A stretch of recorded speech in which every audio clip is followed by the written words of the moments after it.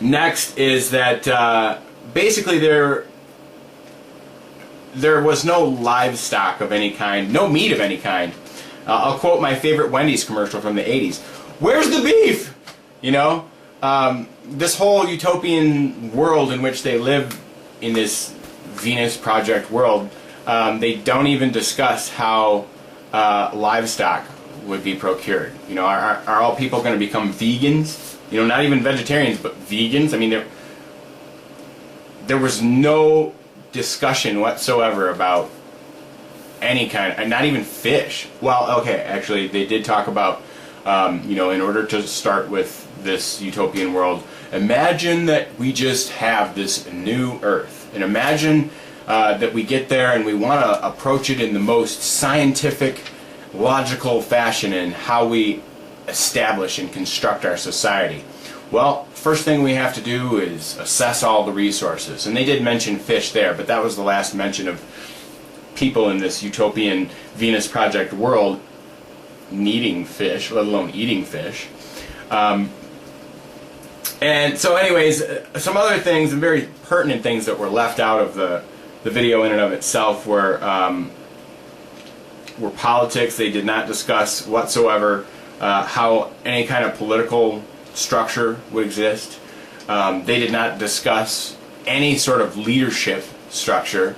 I mean, obviously, you know, so we've got this utopian world, okay, and everybody's living vegan lifestyles in this happy ho-hum existence without jobs. Apparently, we won't need jobs because the machines will do all the work. And I guess, you know, it's going to be an atheist world because we've already learned from previous Zeitgeist videos that Jesus didn't exist, and you know, so I guess the real problem I'm getting at is, A, what the hell are people going to do all day long? We don't have jobs, okay? We don't have religion, so there will be no reason to produce or seek a higher spiritual being. Are we just all going to be scientists, you know, sitting in our laboratories, conducting mad experiments, learning how to further human society? I guess that's pretty much the only jobs that they left open, because there would be no production jobs, there would be no wars, there would be no army, there would be no livestock farmers, there would be no, well, okay, people would have to run some amount, I'm sure, of manual labor in order to harvest the food. And they did talk about education at the very end. They showed kids learning in schools. This is the $5 bill that was once used by our ancestors. Isn't it funny looking?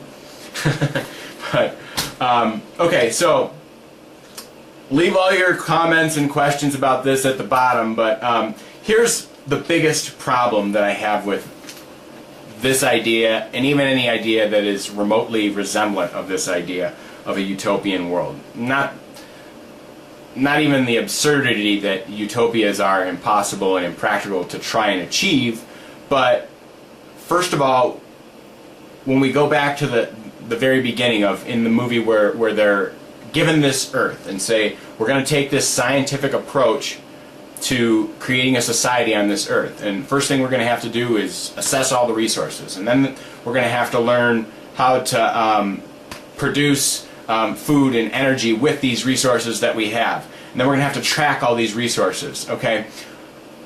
The problem with that idea is that, and they even mentioned this in the movie, 40 or 50% of all the wealth in the world is held by 1% of the people. This presents a massive problem. So how do you suppose we will obtain or appeal to the better judgment or character of this 1% to give up this wealth for the benefit of mankind? I personally do not see that happening. I do not see that happening, and furthermore, going back to the leadership question, I do not see how you could end up in a utopian world, which obviously, you know, if you haven't figured it out yet, this is a very socialist world, and, you know, they even admit in the movie at the very end, oh no, you guys are communists, you know, blah blah blah, you guys are Marxists, and, you know, I'm not going to rip on that idea. I will say that there has only been a few attempts at even basic socialism that have happened in the world. The best example I could give you would be Sweden, and even Sweden is moving more towards a capitalistic society, and most of the people that are there want to move away from that socialism, from what I know. I mean, I'm not Swedish, I've never been there, all I've done is read a little bit about it, but I mean, most every other example of socialism that's ever existed in the world has eventually progressed into communism, which has eventually led to massive famine, poverty, and many other bad things, which is allegedly what, you know, the whole Venus Project was supposed to solve. So we're getting back into this cycle of we need socialism so that we can all have everything we need, when in reality it's a myth. It would probably never produce a utopia. So, and I'm not going to get into the debate about that any further, other than I want to talk about one last thing, and that one last thing is the very end. Okay, the very end, and this is something, once again, I agree with. The very end of the movie, they show a picture of a world where all across the world, in Washington, D.C., in London, in Hong Kong, in Tokyo, in Saudi Arabia, and every major city of the world, the people have gathered, and they're at the doorsteps of their, you know, their democratic or other dictatorial leaders. They're at the doorsteps of their world leaders, and these people are basically standing at the doorsteps as unemployment reaches worldwide highs of 65%, and, you know, bailouts just don't work anymore. Mass inflation is everywhere. The powers that be have usurped all of the power that's left, and somehow these massive hordes of people, which are being held back by, you know, the police with the riot gear and all that stuff, and then the men inside these government buildings are sitting there smoking their cigarettes, coming to the hard decision that we're just going to unwind it all. And that's basically what, you know, the world leader makes a phone call to the policeman in his riot gear, and the policeman drops his helmet and, like, oh, I guess we're out of a job, I guess we're just done. But I mean, come on, get real, people. Do you really think that when the economic collapse reaches epic proportions and 65% of the world is out of a job and the world leaders are with their back against the wall, that they're just going to throw in the towel and give up and say, yeah, I guess it's time to start from scratch? And again, when we get to that point, who's got all the wealth? Not the people. Not even the governments. They're broke too. So how do you get from there to this utopian world that makes wonderful use of all of these things? You know, it's impossible without the SHTF. The shit is going to hit the fan. There are no two ways about it. Personally, I think when that situation, should it come to pass, your best bet is to not be one of those people in that crowd, because I have a strong feeling that most of the people in that crowd are going to wind up dead or in a FEMA camp. I just don't see any reason why the guy that tells the man in the government office what to do would do anything other than tell them, we need to get rid of those useless leaders. We've got all the money. There's no reason for them anymore. They're not going to pay their taxes. They don't have any money. So we might as well just get rid of them. And that's what's going to happen, okay? So our options are let the shit hit the fan, or force the shit to hit the fan and somehow take a mass hijack of the entire geopolitical system worldwide. Which obviously, I mean, come on, let's face it. We go toe-to-toe with the military governments of the world, and there's even more bloodshed.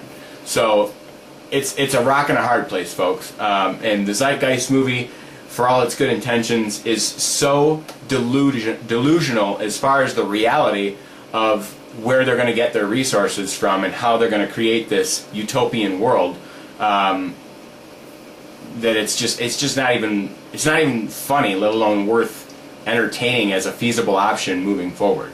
So anyways, I know this has become a little bit of a rant, but this is the reality that we face, folks. We're not in a situation where your vote can vote in a political leader. You know, even if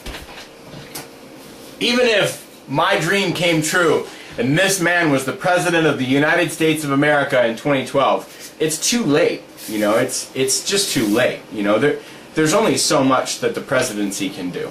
You know, even if he had Jesse Ventura pumping his big fat pythons, you know, in Congress saying, we are going to fix this and we're going to fix it right, there's still only so much they can do. And there's, you know, it'd be great. I'd love to see that, by the way. But it's just not, it's not realistic, first of all, because unless there's a mass enlightenment as far as the reality of the powers that be behind the White House, there's just no way we're going to get to that point. And second of all, I am more inclined to believe that what will happen is that, you know, they're going to take this idea, the powers that be, they're going to take this zeitgeist myth of a benevolent, wonderful world of socialism.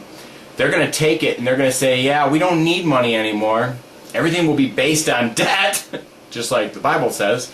And, you know, take the mark of the beast and what have you, and you know, that's the only way we're going to get a system without money. It's not going to be some beautiful resource-based economy. They might sell it as that in order to get people to swallow it and jump on board, but that's not what it's going to end up being. And there's still going to be people in control of it, and those people in control are still going to be the people with all of the money and all of the resources and all the wealth as it is.